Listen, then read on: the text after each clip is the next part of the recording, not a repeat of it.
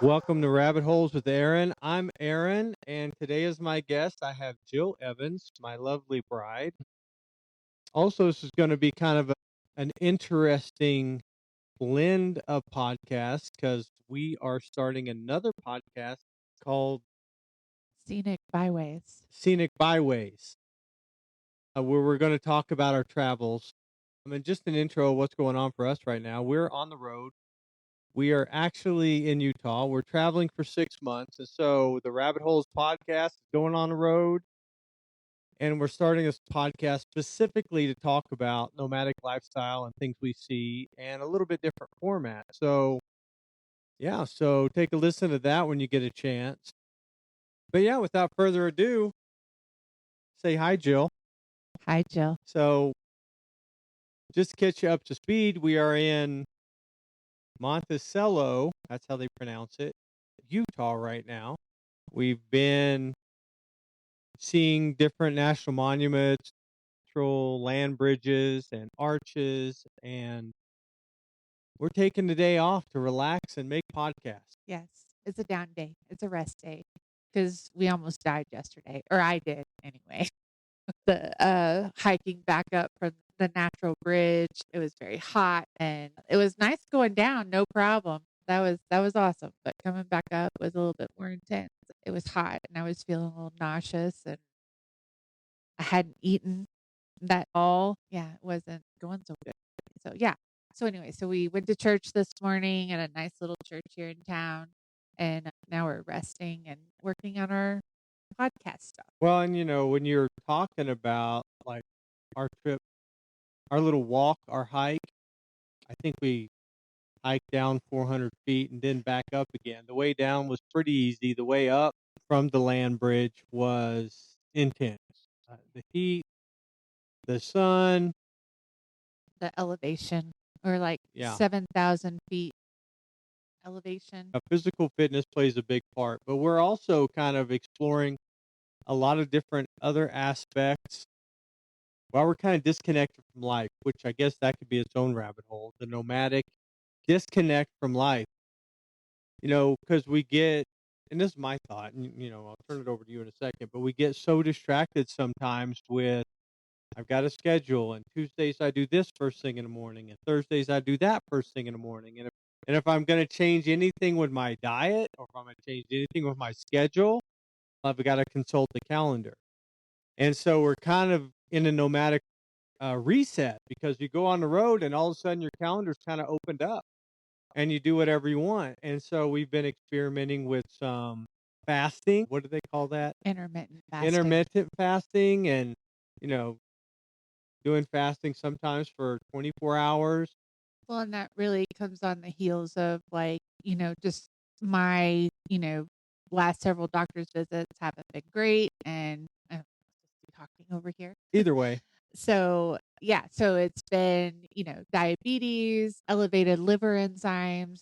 So, really trying to focus on eliminating processed foods and eating whole foods and clean foods and, things like that. So, that's been kind of nice to have the out of our normal routine ability to make those changes as we travel. And fasting helps with that because it's just like, well, I don't have to worry about, stopping at McDonald's and all that because I'm not eating right now. Yeah, fasting is a whole different kind of thing. It's coming up and you're coming up to a point where your stomach growls and you're like, yeah, I planned on not eating anything today, but your stomach still growls, right? And it's hot outside and you're hiking and it's like, and you have this conversation with yourself and your stomach, and it's like, it's going to be okay. I'm doing this on purpose. Thank you for the warning. Thank you for, bringing that to my awareness, speaking to my own body, of course. But we're gonna try something different, but I think it's gonna be better for you. And so I like it prompts this conversation with myself. And you know, and it really, there's some survival moments in there where my stomach's like really not happy and it's really loud. And it's like this is survival. And I'm thinking, well, I do have a plan to eat in about 8 hours, and to cook a healthy supper and eat. And so kind of like I have It's bringing all this space is bringing about this space for a conversation with myself about it. What's your experience, Jill? Yeah, it's been a lot of, I think, introspection as to like why does, food have such a powerful place in my life? Like what I eat, when I eat, what kind of foods I eat. I'm very much, it's been a hard adjustment because I'm very much fried foods. I love fried foods, even probably more so than sugary foods. And, of course, that's just as bad for my health, So I'm just kind of evaluating why I put such a priority on, food because it's meeting a need or coping or whatever versus just nourishing my body, which really is like the role that food should take in our life. Um, it's for whatever reason, and I don't know if this is like a society thing, but now we spend so much revolves around food, whether it's a celebration or a funeral or whatever we're doing. It's like we want it to be an experience, and with that, not as good for us foods and alcohol, and these are all the things I'm trying to cut out of my life, and so it is a little bit challenging to do that and still have like I want to have the family meals and the gatherings and all the things. So, Yeah, um, yeah, yeah. Activating a lot more choice. And I think about that too. Like we float through life, just like we're floating down a river or something, and whatever comes our way, we grab it, we eat it, you know, etc. And it's different everything that comes our way to say it smells good, it looks good. Is it good for me? Yes or no? No, it doesn't. I don't think it's good for me.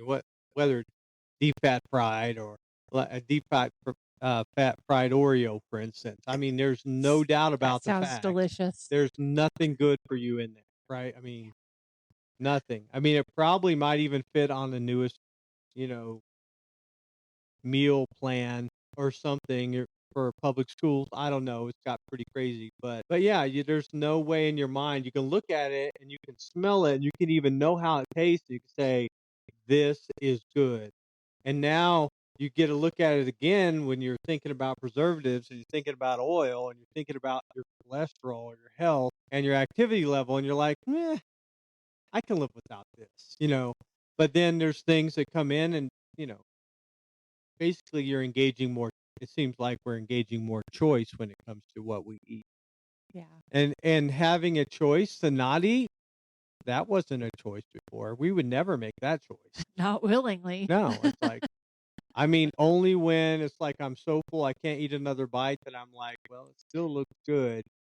It's like Brazilian steakhouse, right? They keep bringing you the meat and the Mhm. all you can eat buffet up there. And you paid, a lot of money to get in there, maybe 50 to $60 a person.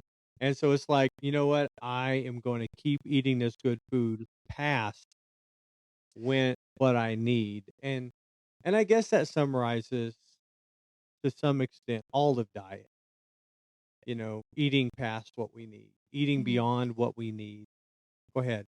Well, no, I was just gonna say the last time we went to a Brazilian steakhouse, like we had started kind of already um, examining our eating habits and our health and stuff. And so we did not overeat the way that we normally do when we go to, I mean, because you think, well, you're spending so much money for all this really good, well cooked meat, and you want to get your money's worth. And, we've talked too about like scarcity mindset. So, I think there's some of that in there too of like, I have to consume as much of this as I possibly can because who knows when I'll be able to enjoy this again or treat myself to this again. And, um, and that, so yeah, that goes in a whole different direction. But I wanted to ask, are you fasting right now? Because you're talking about food a lot. Well, no, I mean, no, I had breakfast and I'm Okay. not too hungry, but it Okay. just seems like it's a big thing going on in our lives right now and in our travels.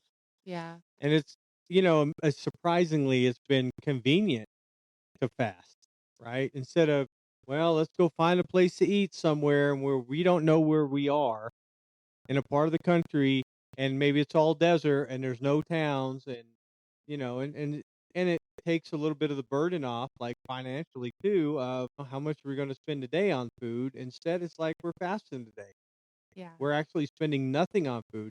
And the crazy counterintuitive kicker of the whole thing is fasting is good for you.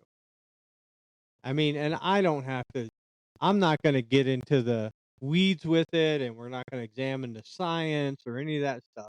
All you got to do is go anywhere you look at videos and learn and type in fasting, and there's not going to be anything they say it's bad for you. I mean, they say don't do extreme fasting, and they Right. say that's like 25 days or longer. Yeah. Which, I think it's interesting that once again, science supports the Bible. So, it's just always interesting to me that, we kind of look to science as like the answers to our questions. And, it really, the Bible kind of covered everything that we needed to know about how to live a good and healthy life. And, it just kind of too reminds me of, something I posted on Facebook the other day about, I am starting to think that the Amish had the right idea the whole time, because I don't know that the way that we progress, as a world population has necessarily been to our betterment, especially, when Hmm. we're talking about our mental well-being, our physical well-being, and our spiritual well-being. We may be more technologically advanced, and that might, but then when you look at it, all it does is offer up more distractions from, our relationships with other people and with God, and, the land. We've talked about that, and so how maybe a peace-centered life is a lot more simple than what society has evolved to with, the internet and this worldwide connection. I don't know that I mean, I know it's important to know what's going on in the world as far as like foreign relations and trade and all of those things. But I mean, I don't know. I can't control what's happening in Iran and Israel, and is that just a mental burden and stress to me that I have no control over? I don't know. I've just been kind of chewing on that lately and contemplating about Mm.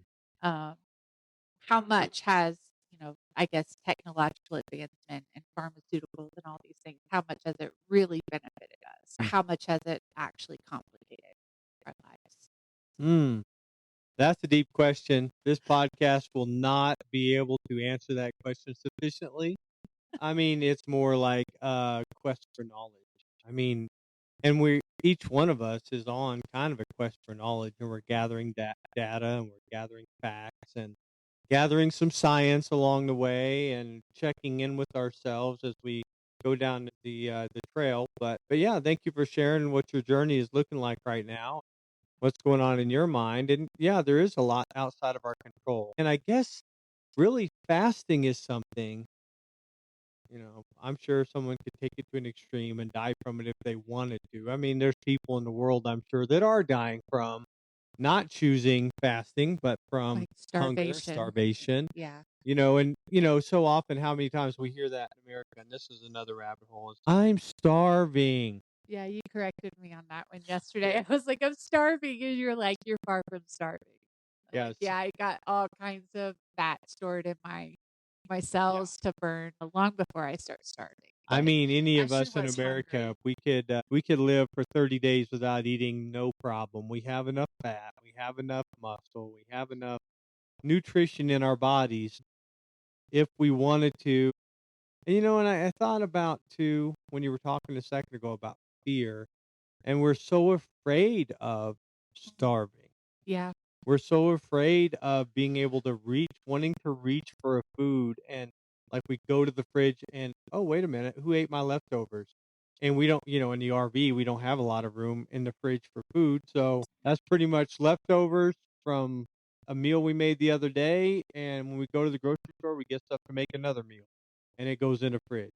So the potential for finding nothing to eat, but that leads to another choice.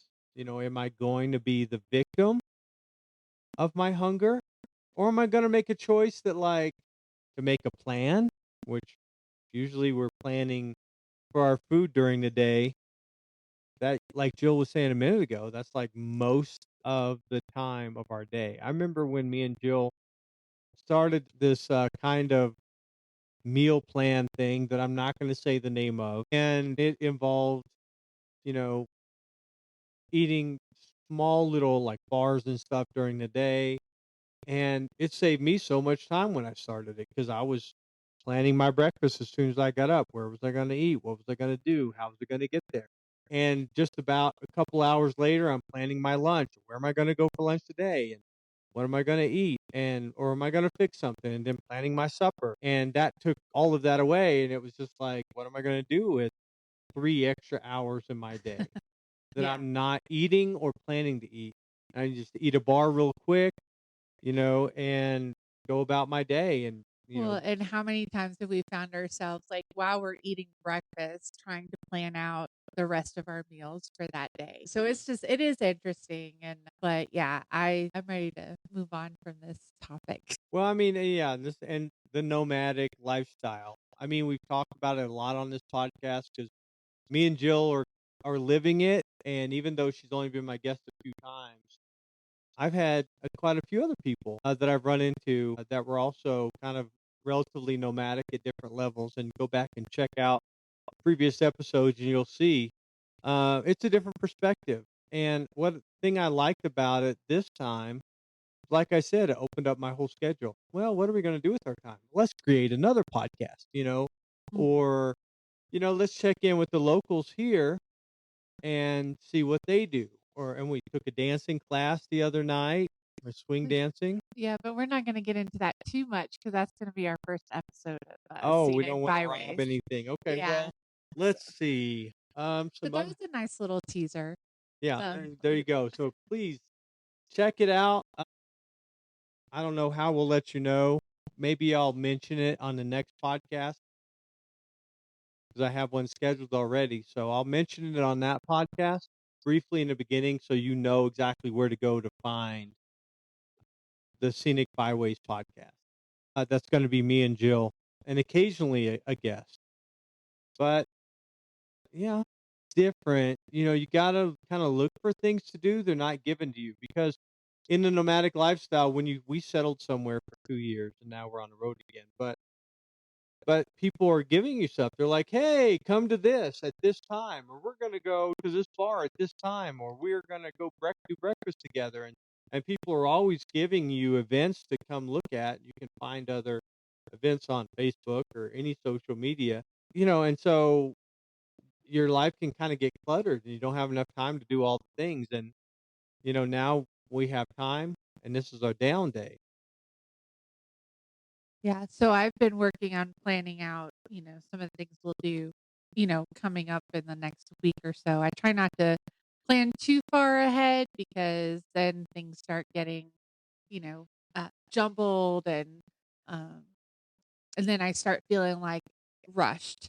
And I know that was one of the things that you asked for this trip is that it be a little bit more relaxed and not as, got to rush to the next place and the next thing.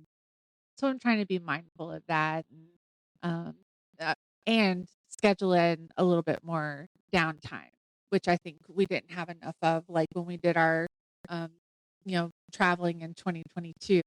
And you ended up getting pneumonia and COVID complications and everything. And we ended up coming back home to get you back on the health journey and all that. So yeah, so that's kind of, yeah, I don't know. Well, I noticed. Well, you didn't want to talk about that anymore. Let's see. Listening.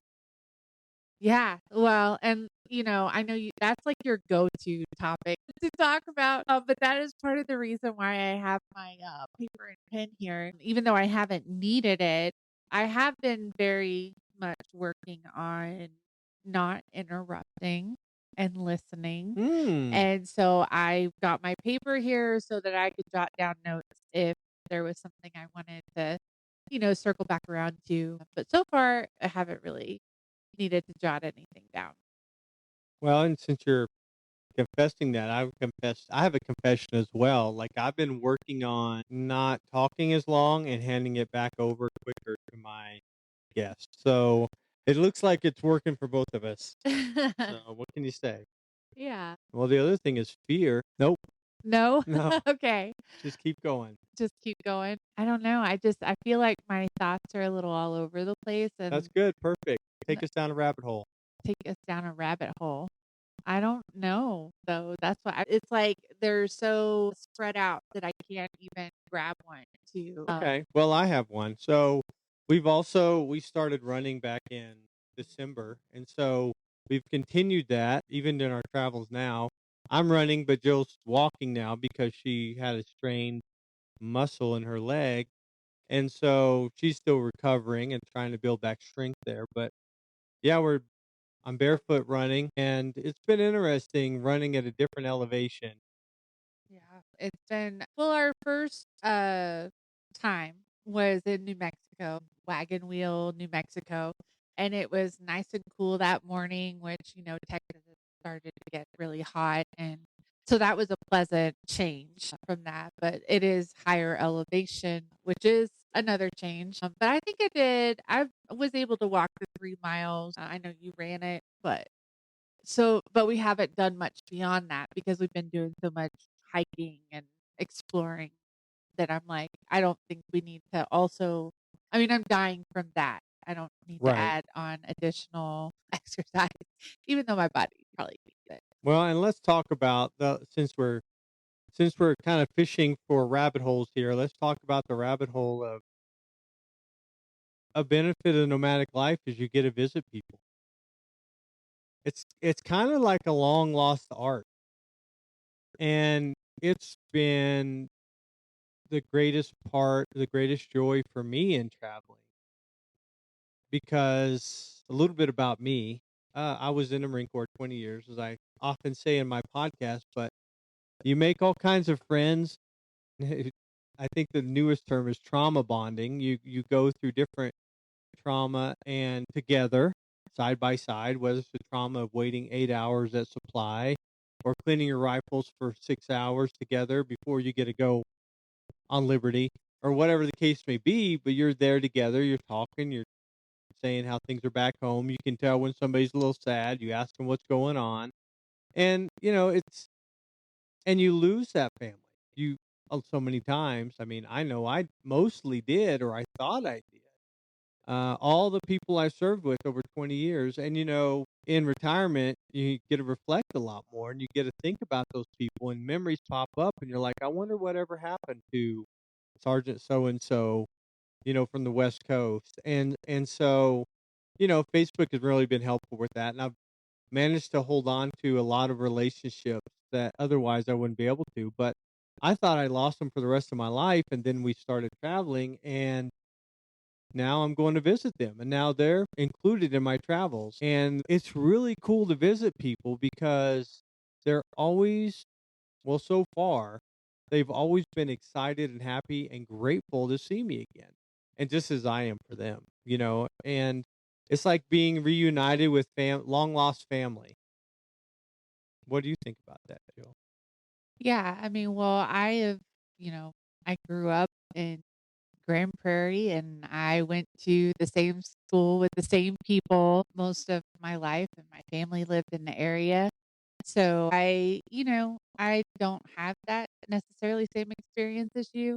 Some of my friends have scattered and we were able to visit, Tiffany in Oregon, but I was thinking as you were talking, the nomadic lifestyle, it's great to go and like meet people that you served with and their families and where they are today. And so that's really nice. But something I know about you is that you have always maintained contact with people by phone. Like, and you're always looking for people to call and, check in with and have a conversation. So I don't know that that's necessarily so nomadic lifestyle based. It's just another added bonus, I guess, to that. So if but I have, developed friendship where people have moved, and so we'll see some of those people too, and but yeah, I was just thinking, like, I think that's always been a priority for you as long as I've known you, is to maintain those relationships with people in your life and call and check in with them, and if they're open and receptive to it, you know, Yeah. because it's gotta be a two-way street.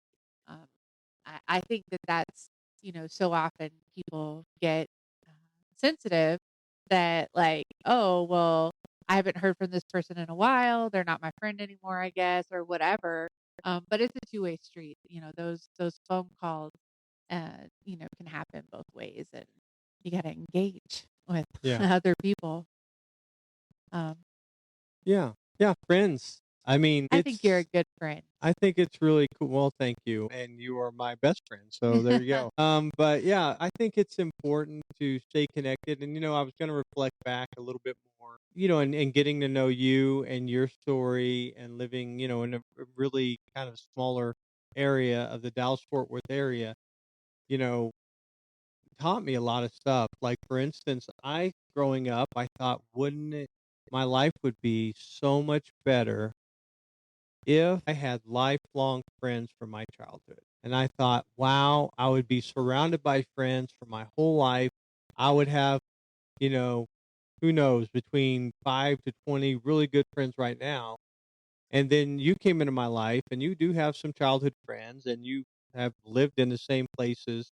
I mean, your exes all still live in the Dallas Fort Worth area, I right? think one of them moved to Ohio, back to his hometown. But Yeah. yeah, but I also think too that I don't know, for whatever reason in my life, I've developed a lot of acquaintances Hmm. more than deep friendships. I guess, deep friendships are a lot different in quality than Right. acquaintances. And so I think, wherever we are, like, and that's, quality over quantity. So normally with your close friends, you don't really have that many, and I got my Jan, and she's next to you, my best friend, and that y'all both keep me pretty occupied. So Yeah. Well, and everybody has different sized friend circles.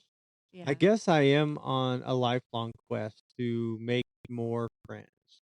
Mm, And maybe it's limited in some way, but it seems like it's yielding good results. I mean, I'm not like putting an ad in a newspaper to look for other guy friends or anything, but just in life, and church seems to be a source of a lot of good guy friends. I've made a couple of good ones, pretty much one for each church I visited over the last few years, but they have been amazing. And and I'm not going to say their names 'cause I don't want anybody to feel left out as much as it might make them feel special. But I have some friends that, well, are you calling me out or calling my friend out? oh no, go, you do you, I'll do Okay. me. Oh, But okay, that's fair. but yeah, I try to be a friendly acquaintance, and I follow up, and I check on people, and like you said, I try and call them, and I am looking for meaningful relationships, meaningful interactions, and a give and take and reciprocation and healthy relationships, etc. I Mm, mean, they're so rare that you kind of got to be looking anywhere if you're going to have any mm, forever. You got to pay attention to timing. You got to notice. I've been doing that a lot more, and I've been reflecting back on conversations, like conversations from this morning at the church we visited, reflecting back on different conversations with different people, and thinking about people while we're here for the next 5 days who I might want to have lunch with or I might want to hang out with. Usually, people are way too busy, and this is my troubleshooting on our society, I guess, portion of the podcast. Let's go down the rabbit hole of how busy people are. People are usually too busy. They can't really have meaningful relationships. They can't, maybe, and it's not all bad. It's not like busy at the office, 16 hours a day or anything. They've got family and they got grandkids, and, they've got activities they like, perhaps. Family is a big thing that gets in the way of friendships, in my experience, but which is interesting, right? But yeah, friendships are difficult, and that's a another topic we've talked about a lot on this podcast. what does make a good friend? How does that happen? And, we've got all kinds of good answers that are bouncing around in my head right now. But yeah, you just don't get them easy, right? I mean, the Marine Corps under pressure forces us to be pretty close acquaintances, in the barracks, you know, I'm just not going to say together Oh, thank you because for that. that's a different branch of service. But Oh, we're wow. taking, showers in the barracks or in the squad bay or whatever in boot camp, and there's no privacy, there's no stalls. Um, they don't even have stalls around the toilets in boot camp, in Marine Corps boot camp. So it's kind of like everything is out there in the open, and you really get to know people, and you don't really have a choice. It's about survival, especially in boot camp, but it really is about survival in war in the Marine Corps in general. But yeah, it's interesting, this topic of friendships and how rare it is and how precious. What do you think about Yeah, friend? I read a book called The Leckham Theory by Mel Robbins. Book, highly recommend it. And she had some great insights into why developing friendships as an adult is challenging. And as you were talking, I was realizing one of the reasons why maybe not for you is like something she kind of addresses. She says, there's three pillars to friendship. There's proximity, timing, and energy. And so, kind of what she talks about is how when you're young and you're learning to make friends, you're all at the same stage of life and you're hitting the same milestones at the same time. And you're in the same place for, 8 hours a day. And so, it's Right. really easy to develop those relationships. And then after you graduate college, she calls it the great scattering, and everybody scatters, and so you get a job, but then all of a sudden you're in close proximity with people that are in different seasons of life than you. Relationships, connections may not be there in the same way that in other times in your life that you were able to easily make friendships. And so, and then of course everybody's just got their own things going on and all that. And so then as you were talking, I realized, well, being in the Marine Corps, you're still kind of walking that out where y'all are in the same kind of environment, you're in close proximity, milestones, like y'all are experiencing war together. And so, I think if you're looking at something like you went from, childhood with that experience to military service with that experience, and then after, for the 20 years, however long you choose to serve, then you're transitioning to civilian life, and all of a sudden you don't have that support network anymore that you used to have. And so it's kind of eye-opening as to no wonder so many of our military struggle with loneliness and Sure. PTSD and Yeah. and heaven forbid if they self-combat, and it just, layers on top of that. So, and that's on my mind a lot because I just was talking to, a fellow veteran partner, Mm. and she's struggling with her partner's PTSD and multiple TBIs, and just trying to navigate a relationship with those complications. And so it just, I guess that just kind of Yeah. answers a lot of like little connections of puzzle pieces and things that I've kind of been thinking about lately. Yeah. And I think it's worth mentioning, like, the Veteran Spouse Network is there for veteran, active duty or veteran service members. It's there for their spouses to support them and give them tools and connect them to resources. I mean, you're a Veteran Spouse Network person, Leader. Yeah, leader. I wasn't gonna like, I mean, I guess yes, I could mention that. I just always try not to like, I don't wanna appear that I'm bragging about the No. ways that I serve in different areas. But yeah, Veteran Spouse Network, shout out to them. Their curriculum, they have, small groups that support. They have, just gosh, I'm trying to think, social things where it's just a one time, you come in, maybe you learn a craft or do yoga or a writing prompt or something, journaling. And then they also have what's called Empower Ed, which is they bring in a specialist of some kind that has a talk on something, related to the veteran community, Mm. like PTSD or TBIs or gun safety at home with those complications and, just really help that demographic receive the help that they need, Sure. especially the spouses, because so much of, veteran resources are geared towards the veteran themselves. And, the spouses are kind of like the unsung heroes that, Yeah. they're the ones that are supporting those veterans that are, kind of struggling or have challenges or trying to navigate the VA system, which is, a headache all itself. And yeah, and Sure. they're the caregivers, they're the family glue, and they're the ones that hold down the fort while their service member is out serving. And, they're just as valuable and important as Sure. veterans. Yeah, Yeah. and, the veterans, I've always thought, even when I was active duty in the Marine Corps, that's like the family of that veteran is the one that makes the highest sacrifice.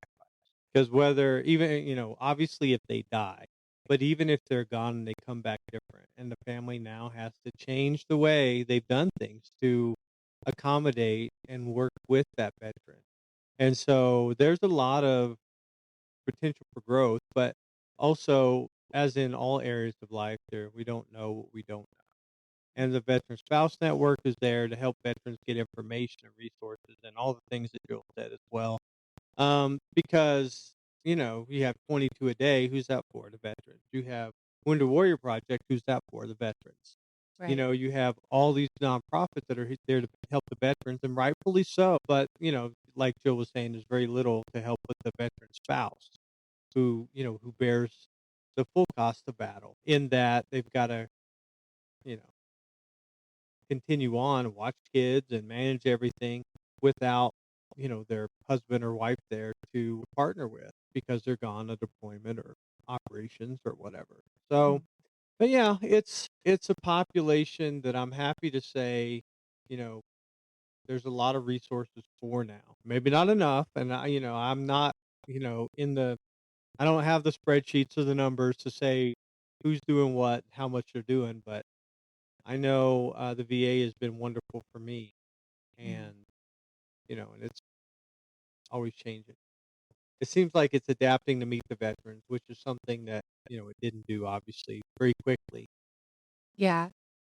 I do think that, and given the fact that I know a lot of people are worried about World War III starting right now, um, and sometimes it may seem like the VA is way behind the ball, like, of issues facing veterans. And, but I gotta say, like, at least they're doing something. They're not just like continuing to say like, "Oh, it's all in your head." Like you're like, they're doing studies on it and treatment plans. And I don't know, I think, are they leading the way in the EMDR treatment for PTSD? Yeah, yeah. So it's cool to going back to my main point, to be reunified to some extent with my veterans that I served with the other Marines I served with. So Bringing it back around. Yeah. yeah, bringing it back around to where we Yeah. started, and yeah, now we got to pick another rabbit hole. I guess so. Well, you don't have nothing, huh? I'm I looking at you. Well, I mean, you kinda, like, jumped the gun on me before. I was wanting to have this conversation about where are we going with this before we even started. Because I don't do great on the fly or No on the problem. spot. I got me, I am a processor. I need time to think and reflect. And, I mean, the stuff that comes out right now, it's things I've been, chewing on and reflecting on for, like, the last 6 months or so. Okay. So, Well, I got something. okay. I got something. It's something that I heard actually come out of my own mouth, and it's sometimes to grow, you got to go, Yeah, you and have been saying that a lot and that lately. apply, and I love it because And it then I rhymes. pointed out to you yesterday, it works the other way too, I so said say it it that way. backwards. Yeah, Yeah, sometimes to go, you got to grow. yeah. And I So think, yeah, yeah, we've talked about that before, about how resistant people are to, growth or moving and changing, and so it's always kind of where in my mind, I guess I struggle between the nomadic life and the rooted life. Like, which one is I don't wanna say right, but which one is the more fulfilling? Because it seems like both are valuable. Both offer development and character building in different ways. Yeah. I mean, they both had their advantages and disadvantages. And maybe the nomadic life seems so amazing because so many people are choosing the rooted life, Mm, staying in a place. I mean, there are a lot of people choosing nomadic life. This RV park is full of people, right. and but at the same time, like, I don't know, I've noticed a trend in my own life that whenever I was hesitant, I just have a feeling like maybe it's time to leave here. Nothing was wrong, nothing out of place. Just a feeling inside myself that was kind of out of place. Like, the whisper in my head of maybe I think it's time to leave. And, it's happened with different groups I was a part of, but it always centered around time to leave and move and live somewhere else. And there's a lot of benefits to that, but you're right. There's, drawbacks as well. But, oh, I know what I was going to get to. Oh, here's a good one. Here's a good rabbit hole that we found in our journeys. And that's comfort. Yeah. Comfort, being comfortable. Yeah. Closely tied, it's the kissing cousin of convenience. Yeah. And which is interesting because it actually someone brought that up in, a Bible study today, and so it's always so interesting to me that, like, here's this conversation that you and I have been having for, you know I guess off and on for several years about, comfort and how discomfort is, pushing into that is what develops our character. And some lady today in the middle of Utah that I've never talked to said something very much along that lines. So Yeah. I was just like, "Oh, that's interesting." Yeah, comfort. Oh my goodness. Well, I mean, I've kinda hit on a little bit. I've talked about the lazy boy being the death sentence, potentially, obviously, depending on how long you stay in it, but yeah, it's so interesting how much money we're willing to shell out to be comfortable, and that's where convenience comes in, right? Because you pay high dollar for convenience. The same bottle of water that you get at Walmart, for 30 cents a bottle, you pay $2 for at a gas station. Because why? Because, well, it's right here by the gas pump. You don't have to go all the way to the grocery store to get it. You don't have to go to the spring to get it, which is why it's 30 cents a bottle at the grocery store. So it's like this convenience that multiplies and multiplies it. And then you get to a place like Utah here where we're at, and the water tastes amazing. And you just get it out of the tap. Well, and that kind of reminds me. Now I lost my train of thought. Sorry. That's okay. Keep going. And you get the water out of the tap here for free, and you're like, man, let's fill up every container we have with this good water. Let's fill up all our camelbacks for hiking, and fill up the tank, the fresh water tank on the RV, and dump out that stuff from a well in Texas, and let's put this nice water from Utah in there. And but yeah, still you paying to stay more comfortable more of the time, right?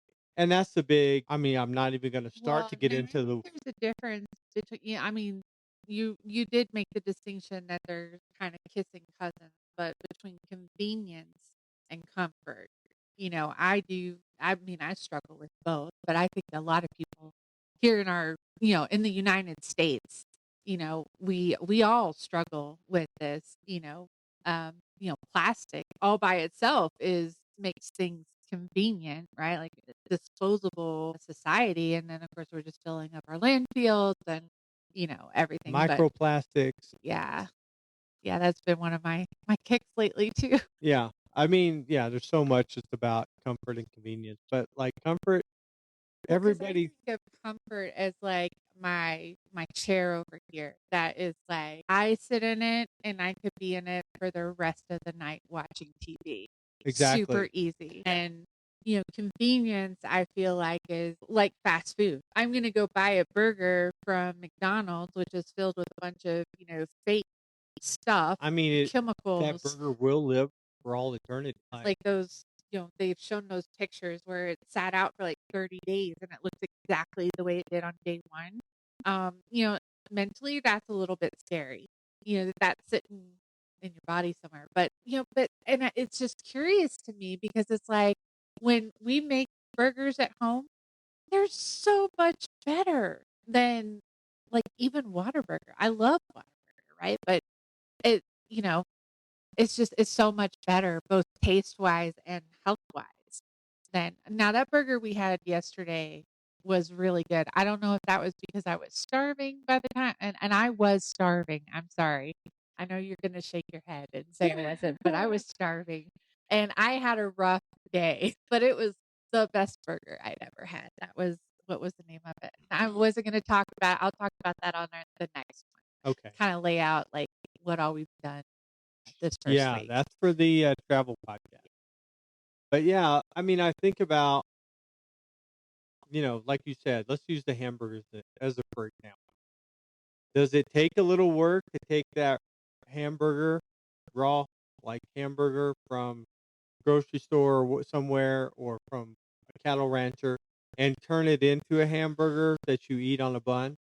It does take a little work, right? But you get to mix in what you want, just the right amount of salt, pepper, other spices, maybe some soy sauce, maybe some cheese, mix it into the hamburger. Yeah. Well, Jill said it is about time. I am hungry, so I'm going to talk about it a little bit more. But that takes a little work. I'm starting to slobber on here, but it takes a little work to make it. But it's better for you. It tastes better. Or there's the comfortable option, right? Of just go buy it from a fast food restaurant, and that'll taste good, almost guaranteed, right? You could eat it all every day for every meal, as far as taste goes. But as far as, what it does to your body, well, that's not good, right? And that's where comfort comes in. A little bit of comfort, like your chair, okay. But maybe you didn't notice, but when you sit in that recliner, like these hands kind of come out of the side and they hold you there. And like all of a sudden, making that hamburger is like, What movie was that from? I Ghostbusters? have to get up out of this comfortable chair where I'm reclining, and I have to get up over there, get into the kitchen, and I have to get the stuff out of the fridge, and I have to mix it by hand in a big or whatever. You have to go through the process. And when you're actually doing it, it doesn't take very long, maybe 5 minutes, 10 minutes. But man, it seems like it's going to take a lifetime of effort when you're sitting in that recliner. So, Yeah, you just totally ignored my movie reference. Ghostbusters. Ghostbusters, is that movie where they do that? Like she sits in the chair, the Zool or whatever, and he like grabs her, covers her mouth. I don't know. I watch a lot of horror movies. That sounds like about 10 Well, of them. Ghostbusters was not. Well, it's kind of borderline horror in my You opinion, think? but yeah. Slightly. I mean, it's for kids, so it's not that gruesome. Okay, yeah, here it is. I'll show you Oh yeah, Sigourney the Weaver Weaver. Yeah. in the original Ghostbusters, where she's in the chair and it holds her down or whatever, and yeah. Anyway, but yeah, it's. I mean, it's not like that though. It's not scary demon hands coming to get you. It's like the softest, nicest hands of like, you just stay here a little bit longer. I mean, I don't know how you guys are, but I know once I get in a recliner, I'm done for the day. That's it. Like, I mean, bring me some food. Yes, I'll get up, maybe get a drink of water and use the bathroom, but I'm right back in it doing whatever I'm watching a show or playing a video game or something. But yeah, comfort. I mean, comfort is, and this what I want to bring it back to that we were talking about. To sometimes to grow, you got to go, right? And going. I mean, there's such simple and small words, but it's not simple to go. It's not simple to leave and travel. We all know, even for traveling for a vacation, it takes some recovery time when you get back, right? You're gone a week to Honolulu. You come back and you need some recovery time because vacations are pretty intense. But yeah, it's given up a little bit of comfort to get a little bit of growth. And to the extent that you want to give up comfort is to the extent that you can grow from that. Yeah, I do that. That ties into, or it's connected to the thing that we're always saying to each other, which is we do hard things. And because and we've had this conversation a lot lately also about hardship and how hardship are the things that lead to, our best character development and lead us to the places we want to go in life. And I was just thinking the other day about how I was talking to someone and said that, hardship is not what I see, but it sure does make the best stories when we're traveling. Like, Yeah. those are the ones that people wanna hear is, that the ones that started as a hardship and that thankfully it worked out, but it meant not giving up. It meant, you know, figuring out what we Yeah. could do in the situation to, navigate it. And, yeah, and each time we do hard things, we recognize we can do even harder things. Right. So, and it builds that, that confidence and competency. Yeah. And, we those hard things add up. And, I was saying this the other day, as a lot of my podcasts as well, we talk about the human body and how amazing it is and how grateful I am for it. And, how much listening to it is rewarding, whatever it's saying, whether it's hungry or some of the basic messages or some of the more complex messages. But I think our bodies were designed for hardship and our bodies are not designed for comfort. So the more comfort, and let's talk about extremes here, right? And I don't live on an extreme, but I like to use extremes to illustrate the clear difference between, hardship and comfort and our bodies. So if you give your body all the food, 3 meals a day, you give it the recliner, you give it, working from home, no offense. You give it all the Netflix TV shows it wants to watch. You give it, all the sleep time it wants and everything that it seems to be craving that it likes. The sugar, for instance, you give it everything it wants you think it wants or that it seems to scream for, and it's called a shorter life expectancy. But if you give it some hardship, you make it go outside and do some exercise and squint at the bright sun or sweat a little bit. Oh my God, just sweat releases so many toxins. But we don't ever want to sweat, right? We want to stay inside, the air conditioning. And my life is better if I never sweat, right? And that's what we a lot of times think.